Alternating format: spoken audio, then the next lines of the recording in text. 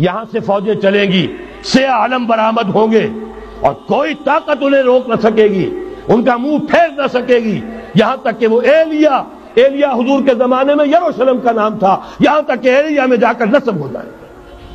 گویا کہ یہ جو ہمارے ہاتھ سے نکلا ہے قبضے سے، پہلے بھی عربوں کے ہاتھوں سے نکلا تھا بیت المقدس، یروشلم، عرب واپس نہیں لے سکے تھے، کرد خون صلاح الدین ایوبی اس نے واپس لیا، عربوں میں دم نہیں رہا تھا، عیاشیوں کی وجہ سے کھوکھلے ہو چکے تھے۔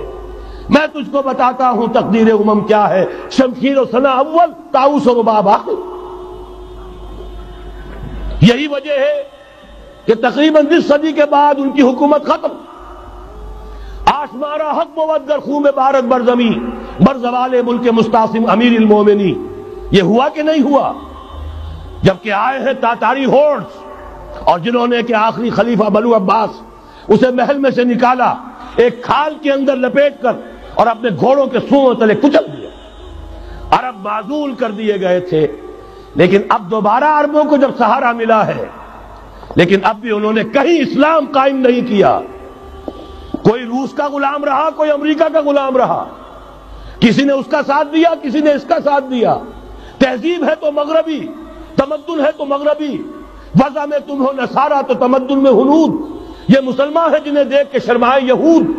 یہی معاملہ جب ان کا ہوا تو اب اللہ تعالیٰ کی طرف سے ان کے اوپر وہ عذاب کی بھٹی گرم ہونے والی ہے۔ لیکن اس کے بعد پھر یہاں سے جائیں گے وہ جو ان کی مدد کریں گے، اور یہ ایلیا کو واپس لینے والے یہ مشرق سے چلنے والے لشکر ہوں گے۔ یہ اسی علاقے میں جب انقلاب آ جائے گا، یہ علاقہ خراسان اور پاکستان، جب یہاں نظام خلافت قائم ہوگا، یہاں سے اسلام کی توسیع ہوگی، اور یہاں سے جانب مشرق ہند اور جانب مغرب یہ جو یہودیوں کا سیلاب آ رہا ہے، ان دونوں کا مقابلہ کرنے کے لیے انشاءاللہ العزیز، ورنہ یہ اصابتان جو ہے ایک حدیث میں جمع کرنے کی کوئی اور حکمت ہو نہیں سکتی، ورنہ تو ہندوستان پہ کئی لشکر آئے ہیں، لیکن یہ کہ در حقیقت اسی وقت جبکہ عالم عرب میں وہ بھٹی دہکے گی، اسی وقت یہاں انقلاب آ چکا ہوگا۔ ایک طرف یہاں سے مدد کے لیے لشکر جائیں گے کہ جو مسلمان عرب جو ہیں ان کی مدد کریں گے، حضرت مہدی کے جھنڈے تلے لڑیں گے، حضرت مہدی کی حکومت کو مستحکم کریں گے، یؤتمون للمہدی۔ دوسری طرف وہ ہندوستان کی طرف پیش قدمی کریں گے، اور یہیں سے جیسے اس وقت سیلاب نکلا تھا جزیرہ نما عرب سے، ایک داہنی طرف ایک بائیں طرف، ایران، افغانستان، ترکستان، ادھر مصر، لیبیا، الجزائر، مراکش، موریطانیہ، اسی طریقے سے انشاءاللہ اسی علاقے سے اس کا آغاز ہوگا اور بات آگے بڑھے گی۔ تو غرب اثر حاصل کیا ہے؟ یہ ہونا ہے، پچھلے آثار ثابت کر رہے ہیں کہ ہونا ہے، حضور کی احادیث بتا رہی ہیں کہ یہی سے ہونا ہے۔ ہوا صرف یہ ہے ہم بھٹک گئے، ہمیں اپنی منزل یاد نہ رہی۔ میں تو بہرحال ان لوگوں میں سے ہوں جنہوں نے نعرے لگائے تھے پاکستان کا مطلب کیا، لا الہ الا اللہ۔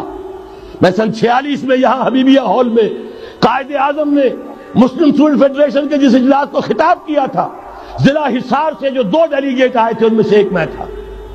میں نے بہرحال اس تحریک میں بھی حصہ لیا ہے، ایک ننھے کارکن کی حیثیت سے لیا ہے، پھر حالات کو بدلتے اپنے آنکھوں سے دیکھا ہے، ہم کہاں سے کہاں جا پہنچے ہیں۔